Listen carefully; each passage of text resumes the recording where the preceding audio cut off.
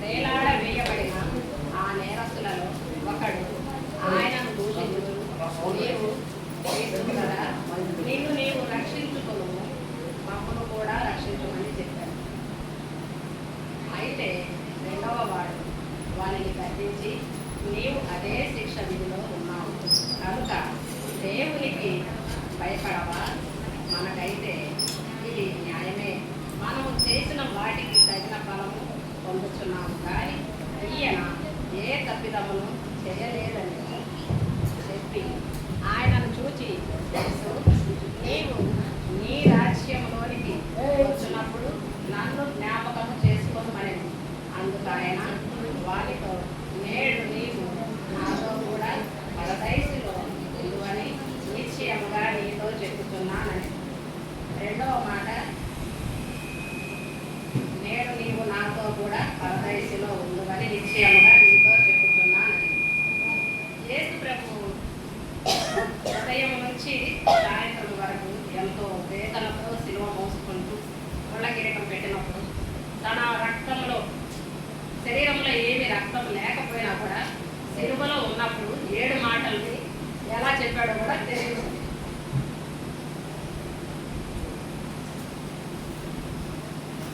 అంటే నేను వీడియోలో చూస్తాను, తల మీద పెట్టిన ముళ్ళ కిరీటము ఎంత కోసుగా ఉంటుందండి, ఇంత పొడవు ఉంటుంది. తలకి పెట్టినప్పుడు ఎంత లోపలికి వెళ్ళిపోతుంది, ఎంత వేదన పడుతుంటాడు దేవుడు. అది ఎవరి కోసం? మన కోసమే కదా. కానీ మనం ఓర్పుతో ఉంటున్నామా? ఎవరైనా ఏమైనా మనం ఏం చేస్తాం? వెంటనే చేస్తాం. ఏదన్నా మనం అనాలి అంటే మన కోసం ఆయన ఎంత త్యాగం చేశాడని మాత్రం గ్రహించాం. అప్పుడు మనం మనకే ఉంటాం. మనం దేవుని సన్నిధిలో ఉంటాము, కానీ దేవుని సన్నిధిలో భయపడుతూ ఉంటాము. ఎవరైనా పక్కన వాడు ఏమన్నా అంటే ఏం చేస్తాం? వెంటనే ఏదో ఒకటి అనాలని చూస్తాం. ఓర్పు ఉండదు, సహనం ఉండదు.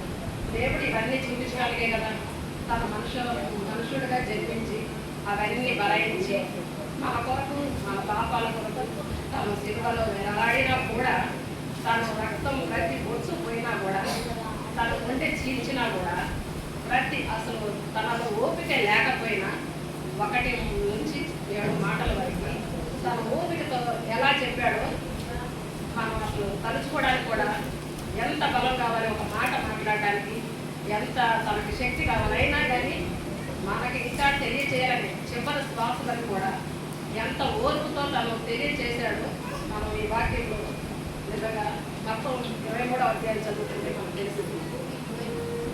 ఆ ముళ్ళు పెట్టినప్పుడే తను ఎంత వేదన పడ్డాడో అనిపించింది. తన సినిమా ఎంత బరువుగా ఉంటుందో అని అనిపించింది. ఒక సినిమా యాక్టర్ ఇట్లా దేవుని ఇంగ్లీష్ సినిమాలో దేవుని రూపంలో తను సినిమా తీశారు. అతను అన్యుడు అనమాట, దేవుని ఎరగని మనిషి.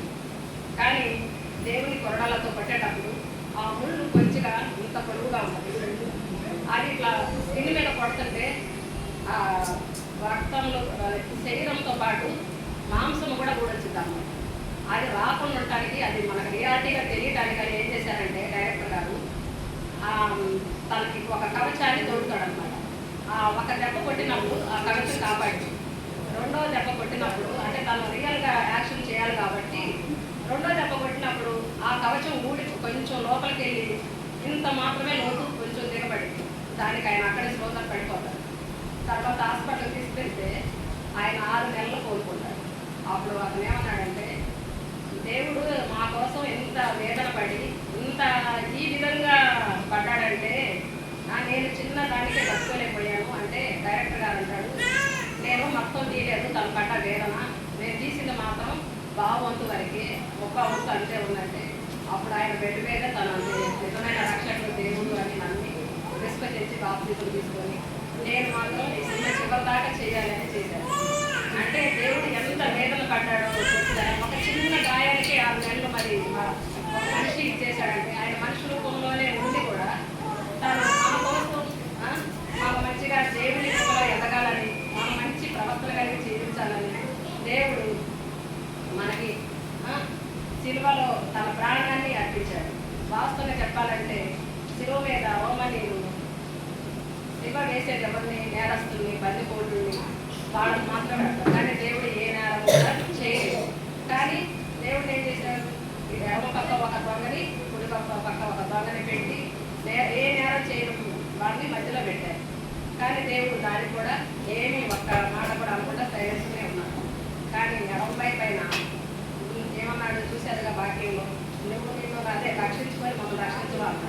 అంటే తనలో ఏమీ మార్పు లేదు. కానీ కుడిపై పైన తను నేరస్తుడే. కానీ ఏమన్నాడు?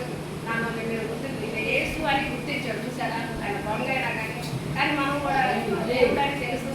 మన కోసం మన పాపాల కోసం తన సిబ్బలో బలి అయ్యాడని తెలిసి కూడా మనం ఆ రోజు మాత్రమే అరే భలే మంచి వాక్యం చెప్పారు, భలేగా ఉంది అని ఆ రోజు వరకే మనం ఇట్లానే ఉండాలి అని అనుకుంటాం. కానీ తర్వాత రోజు మనం ఏ విధంగా ఉంటామో అట్లానే ఉంటాం. ఏ మార్పు మనలో ఉండదు. కానీ ఆ విధంగా ఉండకుండా దేవుడు మనకి ఏదైతే తెలియపరిచాడో అది మనం ఎప్పుడు తలుచుకుంటే మనం దేవుడు చెప్పిన విధంగానే ఉంటామని నేను అనుకుంటున్నాను. ఎప్పుడు నాకు తెలిసినంత వరకు అయితే ప్రార్థన అంటేనే నాకు ఇష్టం. ప్రార్థనలో అంటే ఏరియా ప్రవక్త అయినా ఏ ప్రవక్త అయినా కానీ, పేదలు గారైనా కానీ, దానియేలు ప్రవక్త అయినా కానీ ప్రార్థన ద్వారానే మనుషులకు అన్ని మేలు చేశారు. అట్లాగే మనుషుల్లో కూడా జార్జి వల్లారని ఉన్నాడు ఒక వ్యక్తి. అతను ఫస్ట్ నేరాలు చేసుకుంటా ఉన్నవాడు. మారి ప్రార్థన ద్వారా తను 10,000 మంది అనాథుల్ని చాలా లగ్జరీగా పెంచి వారిని మంచి ప్రయోజనం చేశాడు. అంటే ఆయన ఏది కావాలన్నా ప్రార్థన ద్వారానే అడిగాడు. దేవుడు కూడా ప్రార్థన ద్వారా అడిగింది ప్రతిదీ ఇచ్చడం. అంటే నా దేవుడు నిజ దేవుడు ఉన్నవాడు కాబట్టి నేను ఒకరిని అడుక్కోకూడదు అని దేవుడు మాత్రమే అడిగేవాడు. అంటే మనకు లేదు అని మాత్రం మనం అనుకోకుండా దేవుడు అడిగితే మనకి దేవుడు అంటే అడిగిన వెంటనే ఇస్తే మనకు దేవుడికి ఎలా తెలిసింది? దేవుడు మనం నిజాయితీగా ఉన్నామా, నీతిగా ఉన్నామా, దేవుళ్ళు ఎదుగుతున్నామా లేదని తెలుసుకొనే కదా మనకి ఏదైనా ఇచ్చేది. మనం బిడ్డలు అడగగానే ఇస్తామని గౌరవంగా వాళ్ళు మన దేని ఏ పని మీద వాళ్ళు అడుగుతున్నారు అది చేయగలుగుతారని ఆలోచించే మనం ఒక రూపాయి ఇవ్వడానికి ఆలోచిస్తాం. అలాంటిది దేవుడు కూడా మరి మనకు వెంటనే ఇస్తే మనకు ఆ విలువ తెలియదని దేవుడు మన నమ్మకాన్ని చూసే మనం ఇస్తారు. అంతేగాని దేవుడు ప్రార్థన చేసిన వెంటనే ఇవ్వాలి అని మాత్రం అనుకుంటుంది. మీకు తెలుసుగా అబ్రహాము సారాల గురించి ఎప్పుడో దేవుడు అదే వాళ్ళకి కుమారుడు ఇచ్చాడు. ఎన్ని సంవత్సరాలకి? మరి అలాగే ప్రార్థన ద్వారా ఏదైనా సాధ్యమైంది అని మనం నమ్మితే మాత్రం అది ప్రార్థన ద్వారా అయింది. ఇతను నమ్మాడు. చిన్న ప్రార్థనే దేవుడిని అడిగాడు, యేసు నీవు నీ రాజ్యంలోనికి వచ్చినప్పుడు నన్ను జ్ఞాపకం చేసుకోమని ఒక్క చిన్నగా అట్లా యేసు అని ఎంత నమ్మకంతో విశ్వాసం చదివితే వెంటనే ఆయన విశ్వాసాన్ని గ్రహించి దేవుడు నా రాజ్యంలో ఉంటానని చెప్పాడు. కాబట్టి ఈ మాటలు మనం స్మరణ చేసుకుంటూ దేవుళ్ళు ఎదిగితే మన కుటుంబాలు మన బిడ్డలు కూడా చాలా వర్ధిస్తారు.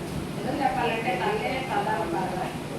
బిడ్డల గురించి ప్రార్థన చేసి కూడా తల్లి మన ప్రార్థనే బిడ్డలకి ఆశీర్వాదం పెంచాలన్నా ఏదైనా సరే మనం ఇచ్చేది ఏంటంటే ఆస్తులు కాదు కానీ మనం వాళ్ళ ప్రవర్తన కానీ ఏదైనా సరే మంచిగా ఉండాలంటే తల్లి ప్రార్థన ఎంతో విలువైంది. కాబట్టి మనం బిడ్డలకి మన కుటుంబం మంచిగా ఉండాలంటే ప్రార్థన నడిపించు ప్రార్థన ద్వారా సాధ్యమైందని నేను నమ్ముతున్నాను. ఈ వాక్యాన్ని ఇచ్చిన గారికి వందనాలు. నాకు చెప్పడానికి దేవుడు నాకు ధైర్యాన్ని ఇచ్చినందుకు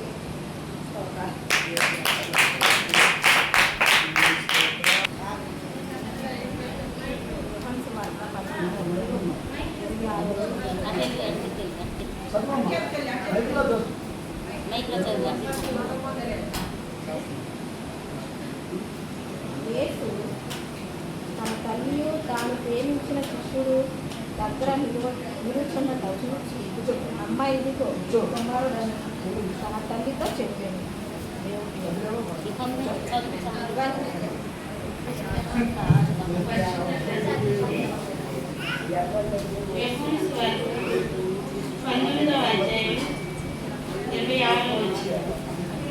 యేసు తన తల్లియు తాను ప్రేమించిన శిష్యులను దగ్గర నిలిచి ఉండుట చూచి అమ్మ ఇదిగో నీ కుమారుడు అని తన తల్లితో చెప్పాను. తరువాత శిష్యుడు చూసి ఇదిగో నీ తల్లి అని చెప్పాను. ఆ గడియ నుండి ఆ మనుషుడు ఆమెను తన ఇంట చేర్చుకొనెను. ప్రార్థన చేస్తాను. మహాపరిశుద్ధ ప్రేమ కలిగిన తండ్రి, కృప కలిగిన యేసయ్య, అతి పరిశుద్ధమైన పాదాలైన లెక్కలేని స్తుతులు స్తోత్రాలు చెల్లిస్తున్నాను ప్రభువా. యేసయ్య, ఎందుకు పనికిరాని నన్ను ప్రభువా నీ సన్నిధిలో ఈ విధంగా నిలబెట్టినందుకు నీకు వందనాలు. యేసయ్య, నేనైతే ఏమి చేయలేదు, నేనైతే ఏం చెప్పలేను కదా ప్రభువా. నీ ఆత్మ సహాయం నాకు కావాలి ప్రభువా. నీ ఆత్మని నాలో ఉంచి ప్రభువా, ఈ మాటని ఎలా వివరించాలో నాయన అటు జ్ఞానం నాకు దయచేయండి ప్రభువా.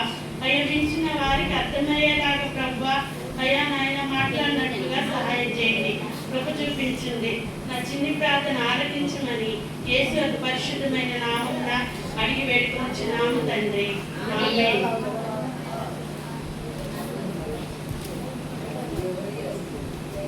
యేసు తన తల్లియు తాను ప్రేమించిన శిష్యుడును దగ్గర నిలిచిండుగా చూచి, అమ్మా ఇదిగో నీ కుమారుడు అని తన తల్లితో చెప్పాను.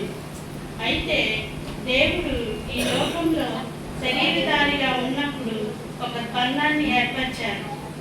అయితే ఆ బంధం సంఘం దేవుడి సంఘంతో ఉండాలని ఉన్నప్పుడు దేవుడు సంఘంతో ఉండాలి. ఉన్నప్పుడు దేవుడు సంఘంతో మనతో ఉన్నప్పుడు ఒక బంధం అనేది ఏర్పడుతుంది.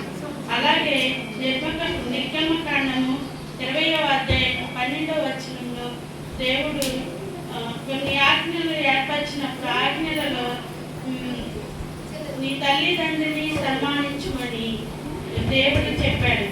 అంటే దేవుడు నేను వచ్చిన పని అయిపోయిందని అనుకోకుండా తన తల్లిని చూసి తనకి ఇంకా బిడ్డలు ఉన్నప్పటికీ కూడా యోహోను తను ప్రేమించిన శిశువు కనుక ఆయన్ని పిలిచి తన తల్లిని ఆ యోహోను గారికి అప్పచెప్పాడు. అప్పుడు యోహోను గారు కూడా ఆ తల్లిని ఇంట చేర్చుకున్నాడు. అలాగే ఎఫెసీయులకు రాసిన పత్రిక 6వ అధ్యాయం 12వ వచనం 6వ అధ్యాయం 1వ వచనంలో దేవుడు మాట్లాడుతున్నాడు, నేను మీ తల్లిని తండ్రిని సన్మానించుకున్నాను. అలాగే దేవుడు ఈ లోకంలో ఒక బంధాన్ని అనేది ఏర్పరిచారు, పాత నిబంధనలోనే ఏర్పరిచారు. ఎందుకంటే మనం ఈ లోకంలో ఉంటున్నప్పుడు మనమే చూసుకుంటున్నాం కానీ తల్లిదండ్రులని చూడం పట్టించుకోము. ఎందుకంటే తల్లిదండ్రుల్ని చూడాలి, తల్లిదండ్రుల్ని సన్మానించాలి అని దేవుడే మాట్లాడాడు. అలాగే యోహాను సువార్త 2వ అధ్యాయం 4వ వచనంలో దేవుడు యేసు ఆమెతో, అమ్మా నాతో నీకేమి పని, నా సమయం ఇంటికి రాలేదని. అయితే దేవుడు ప్రతిదానికి సమయోచితంగా చేశాడు, ఏ సమయానికి ఏది చేయాలో అది చేశాడు. అలాగే యోహాను సువార్త 13వ అధ్యాయం 23వ వచనంలో ఆయన శిష్యులతో యేసు ప్రేమించిన ఒకడు యేసు రొమ్మున ఆనుకొని ఉండేది. అయితే దేవుడు అతన్ని అప్పగిస్తాడని తెలిసి కూడా ఇస్కరియోతు యూదాని ప్రేమించాడు. అలాగే మనము కూడా అందరినీ ప్రేమించే విధంగా ఉండాలి. అలాగే యోహాను సువార్త 21వ అధ్యాయం 7వ వచనంలో కాబట్టి యేసు ప్రేమించిన శిష్యుడు ఆయన ప్రభు సుమి అని పేతురుతో చెప్పాను. ఆయన ప్రభు అని పేతురు సీమోను విని వస్త్రహీనుడైనందున బట్ట పారవేసి సముద్రంలో దూకాను. అలాగే మనం కూడా ప్రతి విషయంలో ఈ లోకంలో తల్లిదండ్రుల్ని ప్రేమించే విధంగా ఉండాలి. మనం ప్రేమించినప్పుడు దేవుడు అలాగే మనం కూడా ప్రతి విషయంలో తల్లిదండ్రుల్ని సన్మానించే విధంగా ఉండాలి. దేవుడు ఈ చిన్న వాక్యమును దీవించుగాక.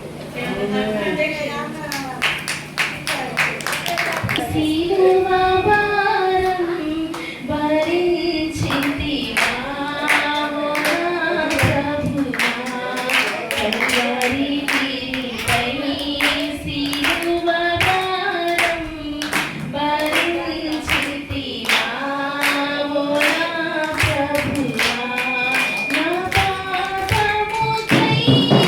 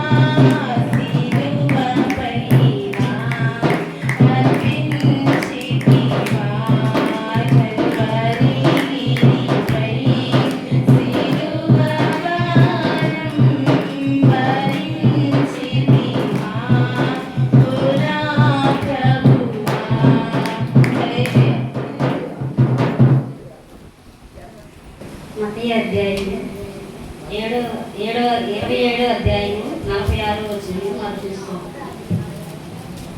ఇంచుమించు 3 గంటలప్పుడు యేసు ఏలి ఏలి లామా సబక్తని బిగ్గరగా కేక వేసింది. ఆ మాటకు నా దేవా నా దేవా నన్నెందుకు చెయ్యి విడిచితివని అర్థం.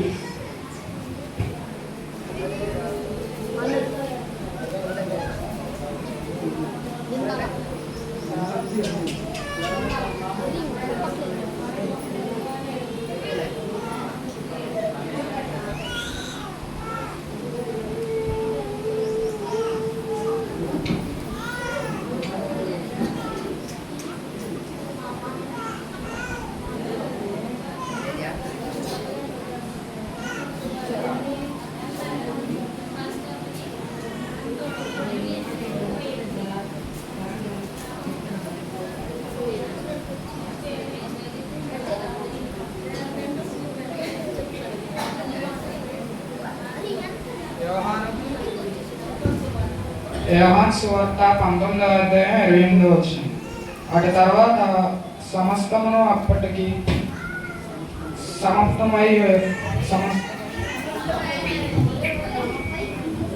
సమర్థమైన యేసు లేఖనమును నెరవేరినట్లు నేను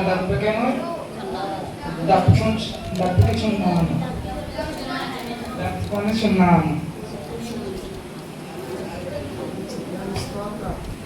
క్రీస్తు ప్రశస్త నామంలో మీ అందరికీ శుభాభివందనాలు తెలియజేస్తున్నాం. అందరూ బాగున్నారా? బాగున్నా కానీ బాధలు తప్పు. బ్రతికిన వారికి కదా బాధలు, చనిపోయే సమాధిలో ఉన్న వారికి ఏ బాధ ఉండదు. 4వ మాటగా మత్తయి సువార్త 27వ అధ్యాయము 46వ వచనం. ఇంచుమించు 3 గంటలప్పుడు యేసు ఏలి ఏలి లామా సబక్తా అని బిగ్గరగా కేక వేసెను. ఆ మాటకు నా దేవా నా దేవా నన్నెందుకు చేయి విడిచితివి అని అర్థం. ఇది హెబ్రీ భాష. హెబ్రీ భాషలో ఏలి ఏలి లామా సబక్తా అని దేవుడు బిగ్గరగా కేక వేశాడు. ఆ మాటకు ఏంటి అర్థం? నా దేవా నన్నెందుకు చేయి విడిచితివి. సిలువలో మరణించక మునుపు, సిలువలో వేలాడుతున్నప్పుడు ప్రాముఖ్యంగా 7 మాటలు యేసుక్రీస్తు ప్రభువారు పలికారు. ఆ 7 మాటల్లో 4వ మాట తెలుగులో అందరూ ఒకసారి చెప్దామా? నా దేవా నన్ను ఎందుకు చేయి విడిచితివి. ఇది ప్రభువు ఇంచుమించు ఉదయకాలం తెల్లవారుజామునే పట్టబడ్డాడు. పట్టబడినప్పటికీ అప్పటి నుంచి మధ్యాహ్న సమయం వరకు ఎంతో వేదన పడ్డారు. అప్పగించినప్పుడు సైనికులు కొట్టారు, తిట్టారు, ముళ్ళ కిరీటం ధరించారు, ఎన్నో బాధలు పెట్టారు. అప్పటి వరకు ఏమీ పలకలేని ప్రభువు సిలువలో వేలాడుతున్నప్పుడు ఇంచుమించు ప్రాణం పోయేటప్పుడు ఈ మాటలు 7 మాటలు పలికారు. అది 4వ మాట, నా దేవా నన్ను ఎందుకు చేయి విడిచితివయ్యా అని ఎంతో వేదన పడుతూ ఈ మాటని పలికారు. ఒకవేళ ఆయన కనుక చేయి విడవకపోతే ఆయన ఈ లోకానికి ఎందుకు వచ్చారు? శిలువ మరణం పొందుతూ పాపాలని మానవుల్ని పాపాల నుంచి రక్షించడం కొరకే కదా. ఇది లోక కళ్యాణం. యేసుక్రీస్తు ప్రభువారు మరణించడం అనేది లోక కళ్యాణం. మరలా తిరిగి లేవడం, మరలా రావడం అనేది నిజమేనా కాదా? అందరు నమ్మిన వారందరూ ఆమెను చెప్దాం. ఆమేన్. అయితే ఆయన హింసపడ్డాడా, బూతులు తిట్టబడ్డారా, కొట్టబడ్డారా, నెట్టబడ్డారా, అనేకమైన బాధలు పడినప్పటికీ అప్పటి వరకు కూడా ఏమి మాట్లాడిన ప్రభు మొదటి మాటగా, తండ్రి వీరేమి చేయుచున్నారో వీరు ఎరుగరు కనుక క్షమించుము అన్నారు. క్షమించుము అంటమంటే మనల్ని క్షమించానని చెప్పడం కాదు, కానీ మన కొరకు తండ్రి దగ్గర పశ్చాత్తాపడుతూ ప్రార్థించారన్నమాట. అవునా కాదా? పశ్చాత్తాపం ఈరోజు ఎంతైనా మనకి అవసరం. మన నుంచి ఆయన ఏం కోరలేదు, కానీ మన రక్షణ మాత్రమే ఆయన కోరాడు. మనమైతే అనేకమైన వాటి కోసం ప్రభు దగ్గర ఆరాట పడుతూ ఉంటాం. ఆయన మన దగ్గర ఏం కోరలేదు, మనల్ని ఏం అడగలేదు.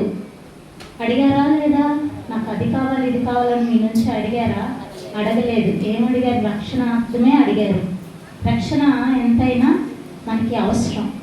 ఇవాళ రేపటి రోజుల్లో ఆయనకి మనకి ఒక బంధం ఏర్పరచడానికే ఆయన శిలువ మరణం పొందాడు. శిలువ మరణం ఎంత అంటే ప్రాణం పోయేంత, మన కోసం ఆయన ప్రాణాన్ని పెట్టేంత, మన కొరకు ఆయన రక్తాన్ని ధారపోసేంత. మనమైతే ఎవరి కోసమైనా ప్రాణం పెడతామా? పెట్టం. మన కుటుంబం కోసమే మనం ఏమీ చేయలేని స్థితిలో ఉన్నాం ఈ రోజుల్లో. ఎవరి స్వార్థం వాళ్ళది, ఎవరి తీరు వాళ్ళది, ఎవరి నడక వాళ్ళది. ఆయన మన కోసం ఎందుకు చేశాడు? తండ్రి చిత్తాన్ని ఎందుకు నెరవేర్చారా లేదా? నమ్మామా లేదా? ఇదంతా నేను చెప్పట్లేదు, సైన్స్ చెప్తుంది, హిస్టరీ చెప్తుంది. ఆయన పుట్టాడు, మరణించాడు అనేది నిజం. నిజమైన వాక్యం అనేది నిజం. ఇంకా మనం నమ్మాలి అంతే. అయితే ఇవాళ రేపు రోజుల్లో బంధాలకు విలువ లేదు. ట్రెండింగ్ అవుతున్న బంధం ఏంటో చెప్పండి. ఇవాళ రేపు రోజుల్లో ఒక ట్రెండ్ నడుస్తుంది. ఆ ట్రెండింగ్ అనే బంధం ఏంటంటే అక్రమ సంబంధం. ఈ బంధానికి విలువ లేదు, ప్రేమ లేదు, అక్రమమే విస్తరిస్తుంది. మరణం, చాలా మరణాలు, కుటుంబంలోని బిడ్డలను కోల్పోయేంత, తల్లిదండ్రులను విడిచిపెట్టేంత, కడుపు కన్న బిడ్డలు చంపుకునేంత, కట్టుకున్న భర్తని భార్యని చంపుకునేంత. ఇది అక్రమ సంబంధం. కానీ ఆయన మనతో ఒక బంధాన్ని ఏర్పరచుకున్నాడు, రక్త బంధం. ఆయన రక్తం మన కోసం ధారపోసాడు, ప్రాణాన్ని అర్పించాడు. మన రక్షణార్థమే కదా. ఎంతమంది రక్షణ విడిచిపెట్టి తిరుగుతున్నాం. మన నమ్మాం, రక్షణ పొందాం, బాప్తిసం తీసుకున్నాం, అయినా వదిలేసాం, విడిచిపెట్టాం, పడిపోయాం. అవునా కాదా? మరలా నిలబడాలి, దేవుని కోసం మరలా నిలబడాలి. ఆయన మన కోసం పడిన వేదనంతా ఆయన మర్చిపోయేంతగా ఆయన మనం సంతోషపెట్టాలి. అవునా కాదా? ఇన్ని సంవత్సరాల సీనియారిటీ, అన్ని సంవత్సరాల సీనియారిటీ విశ్వాసంలో, రక్షణలో అని చెప్పుకోవడం కాదు, కానీ మనతో పాటు మనం ఒక్క ఆత్మనైనా ఆయన సన్నిధికి చేర్చాలి. దేవుడు రేపు వచ్చినప్పుడు, లెక్క అడిగినప్పుడు మనం ఏం చెప్తాం? ఏం చెప్పలేము. అవునా కాదా?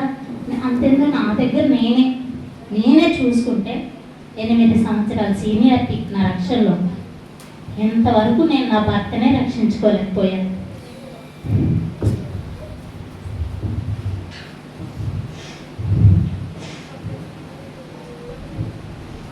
దేవుడు ఎప్పుడో చెప్పాడు, నిలబడి వాక్యం చెప్పాను.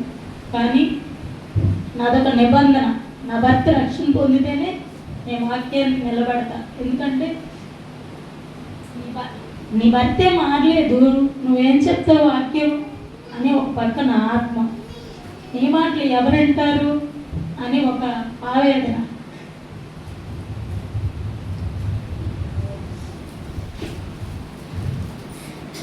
మొన్న ఈ నూతన సంవత్సరంలో నేను ఒక నిబంధన చేసుకున్నాను. ప్రభువా, నేను నాకు చెప్పావు, నేను నిలబడతా, నేను నిలబడి నీ పని చేస్తే నువ్వే నా భర్తని రక్షిస్తావు. నేను అడగను నా భర్తని, నేను చెప్పను, మేము ఎవరూ చెప్పం, నేను ప్రార్థనే చేస్తాను.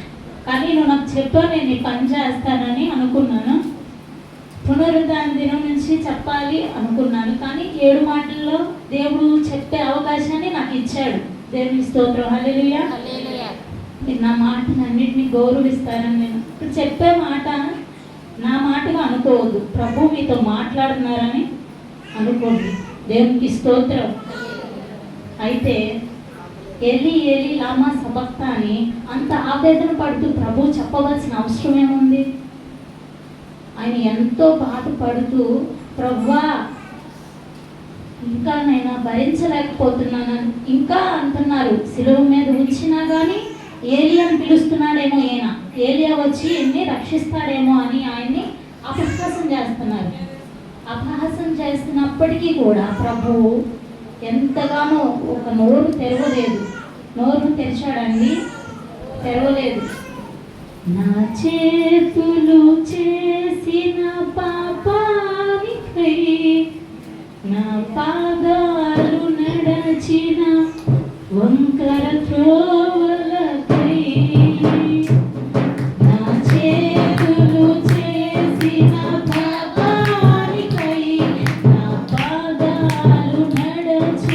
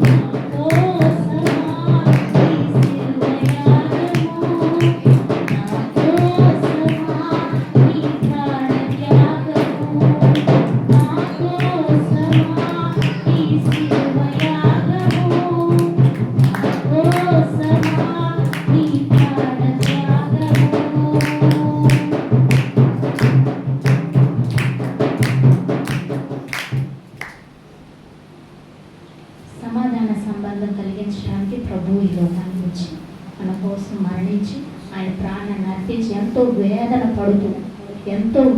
పడుతూ సిలువ భారాన్ని మోసి, సిలువ భారంగా చెప్పడం కంటే మనందరి పాప భారాన్ని మోసి మోసి మోసి మోసి మోసి ఆవేదన పడుతూ ఎవరిని ఏం అనలేని స్థితిలో కూడా మన కొరకు ఆయన పశ్చాత్తాపడుతూ తండ్రి దగ్గర వేడుకుంటున్నాం. 4వ మాట ముగింపు. 5వ మాటగా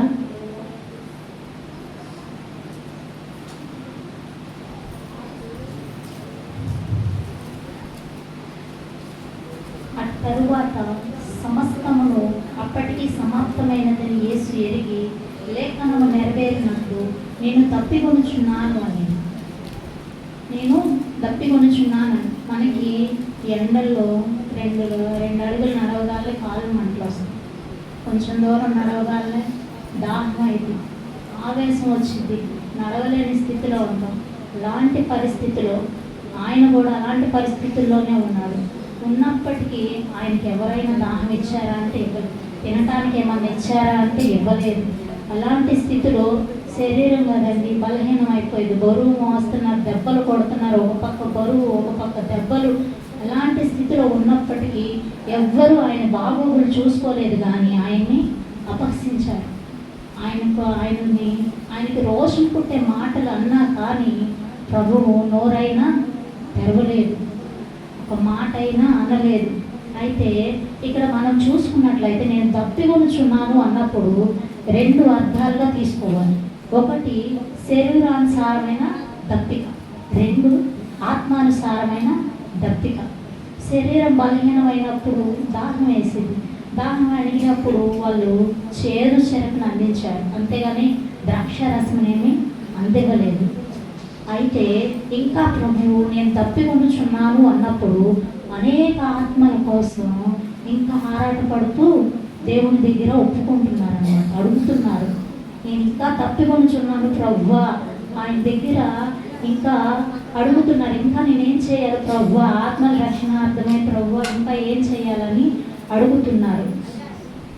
అయితే యోహాను సువార్త 4వ అధ్యాయంలో ప్రభువు సమరయ స్త్రీ యాకోబు బావి దగ్గరికి వెళ్ళినప్పుడు గలిలయ ప్రాంతం విడిచిపెట్టి యాకోబు బావి దగ్గరికి నడుచుకుంటారు.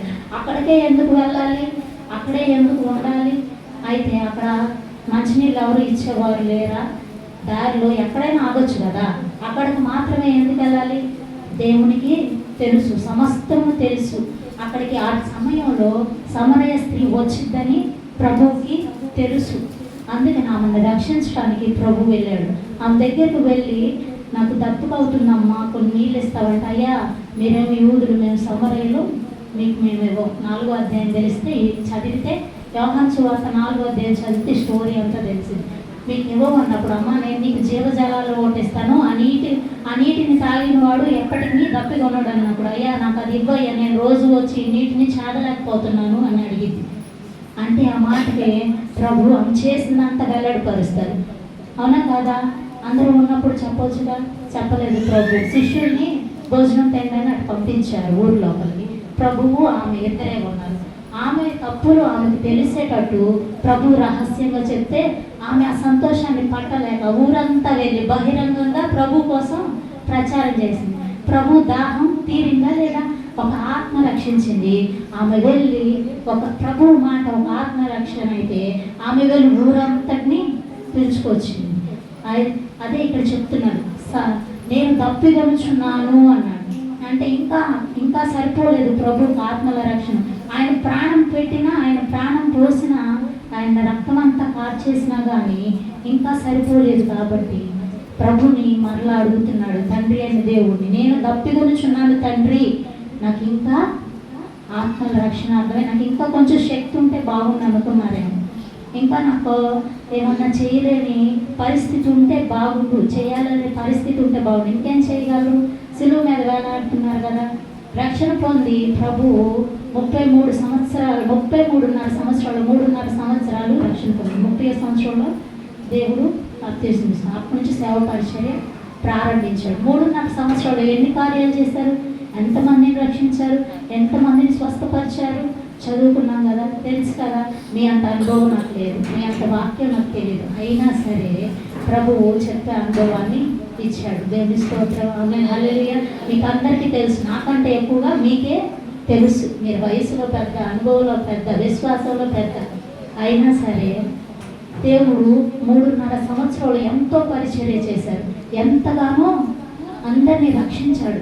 ఆత్మల రక్షణ ఏంటి, శరీర రక్షణ ఏంటి, స్వస్థతలు ఏంటి, అనేకమైన వేలాది మంది ఆయన కొరకు పరిగెత్తుకొని వచ్చారు. మరి మనం ఏం చేస్తున్నాం? మన రక్షణ అనుబంధంలో, మన రక్షణ సంబంధంలో, రక్షణ జీవితంలో మనం ఏం చేస్తున్నాం? దేని కొరకు చూస్తున్నాం? దేని కొరకు పోరాడుతున్నాం? తిండి ఎంతవరకు? మన తిండి మనదే, మన వస్త్రాలు మనయే, అవునా కాదా? మన బిడ్డల చదువు మన బిడ్డల వివాహం మన బిడ్డలదే. ఎంతవరకు? వీటి మీద ధ్యాస. ఈరోజు పనికి వెళ్ళామా, కూలీ డబ్బులు తెచ్చుకున్నామా, రేపు తిన్నామా, మళ్ళీ పనికి వెళ్ళామా, రేపు శుభ్రంగా ఉన్నామా? ఈరోజు చెప్తున్నానండి, మన కుటుంబాల్లో ప్రతి ఒక్కరు, ఇక్కడ ఉన్న మన సంఘంలో ప్రతి ఒక్కరు, మన కుటుంబాల్లో ఒక్కొక్కరిని కోల్పోయామో లేదా? మన భర్తన, తోడబుట్టిన వారిన, పిల్లల్లా ఎవరో ఒకళ్ళు కోల్పోయాము. దేవుడు నాకు 6 సంవత్సరాల క్రితమే చెప్పాడు, ప్రతి నెల 25వ తారీఖు మరణం వస్తుంది. ప్రతి నెల 25వ తారీఖు సంఘంతో ప్రార్థన చేయమని దేవుడు నాకు 7 సంవత్సరాలు అప్పుడు చెప్పాడు. నేను చేయలేదు, నేను ఉల్లంఘించలేదు. ఆ మాట సంఘంలో తెలియజేశాను కానీ దాన్ని నేను అనుసరించలేదు. ప్రతి నెల 25వ తారీఖు దేవుడు మన కుటుంబాల కోసం ప్రార్థించడం స్పష్టంగా మాట్లాడాడు. నేను ఆ మాటను ఉల్లంఘించాను. జరుగుబో వాటిని మనం ఆయనలో ఉంటే జరుగుబో వాటిని మన కోసం ముందుగానే దేవుడు తెలియజేస్తాడు. మన కుటుంబంలో ఎందుకు కోల్పోయాం?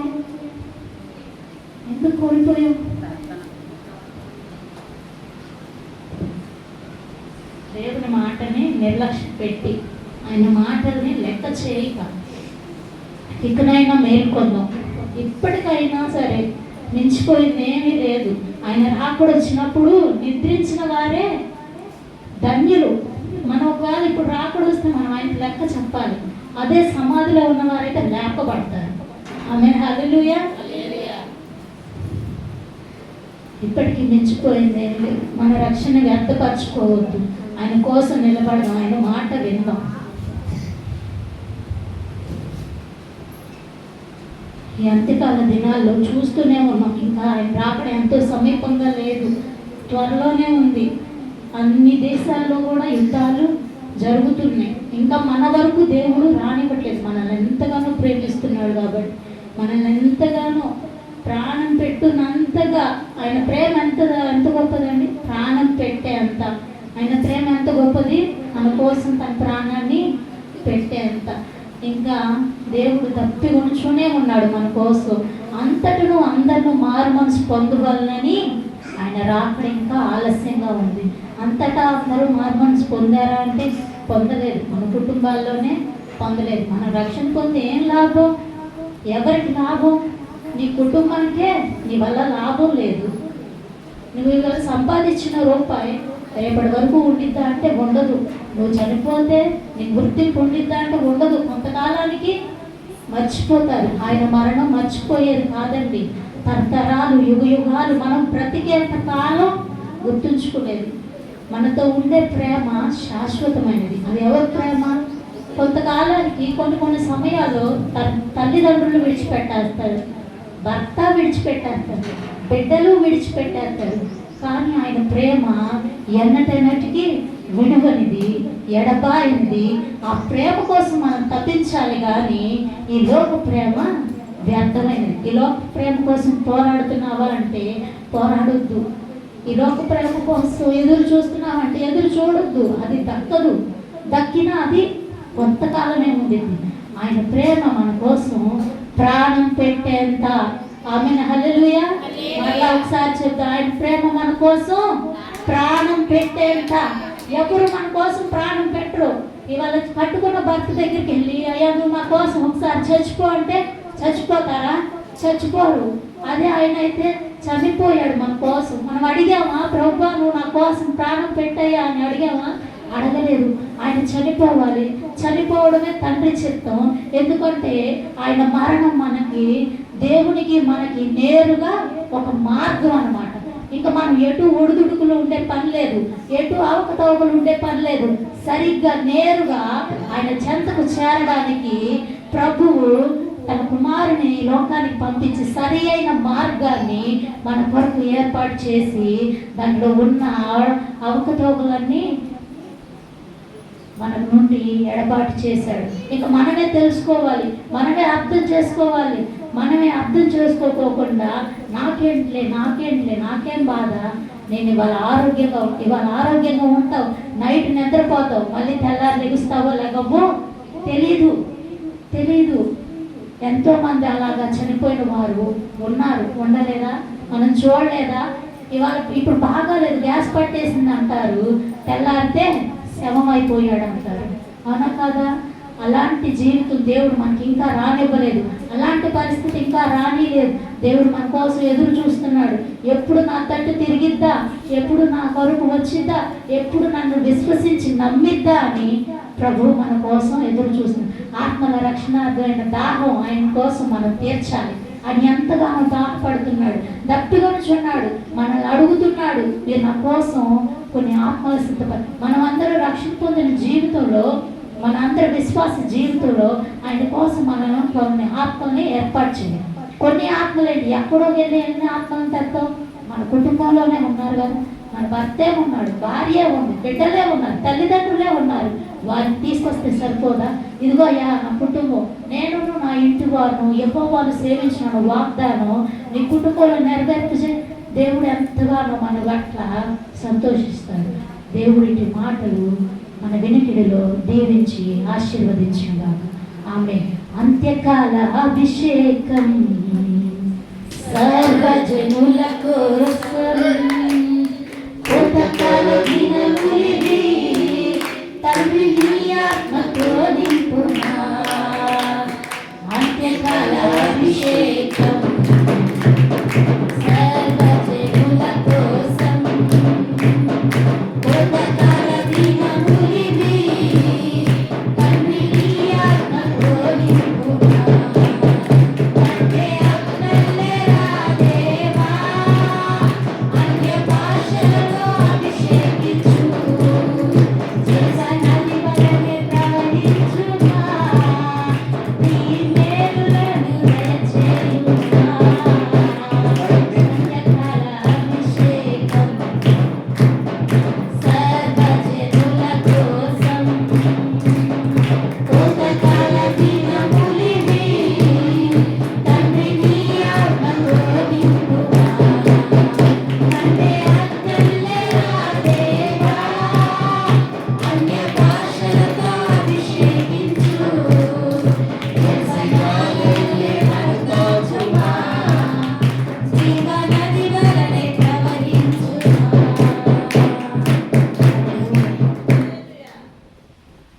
దేవునికి మహిమ కలుగును గాక. దేవుని స్తోత్రం. సమయంలో యోహాను సువార్త 19వ అధ్యాయము 30వ వచనం రచన చదువుతుంది.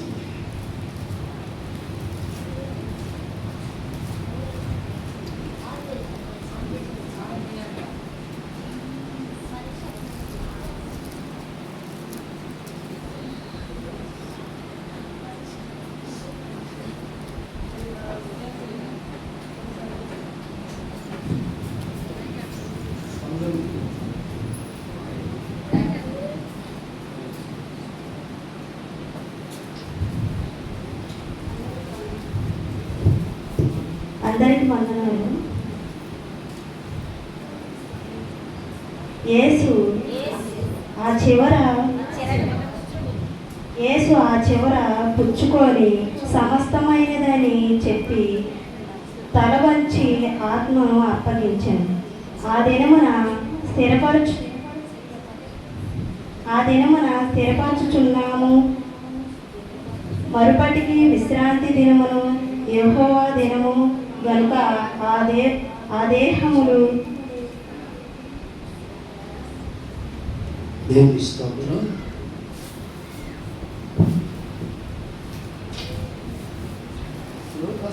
23వ అధ్యాయము 46వ వచనం.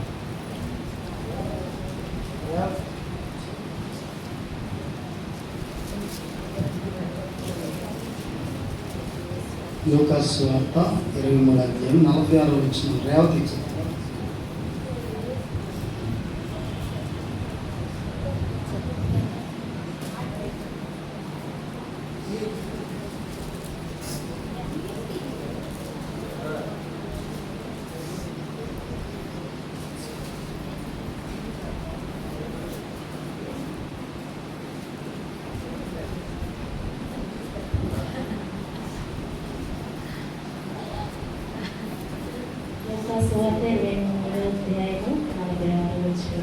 అప్పుడు యేసు గొప్ప శబ్దంతో కేక వేసి, తండ్రి, నీ చేతికి నా ఆత్మను అప్పగించుకొనుచున్నానని ఆయన ఇలాగూ చెప్పి ప్రాణము విడిచాను.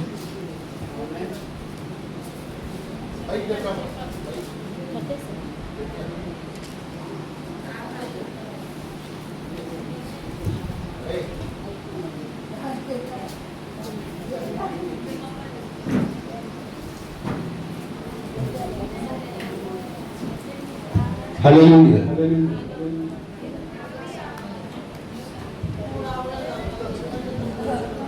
హల్లెలూయా.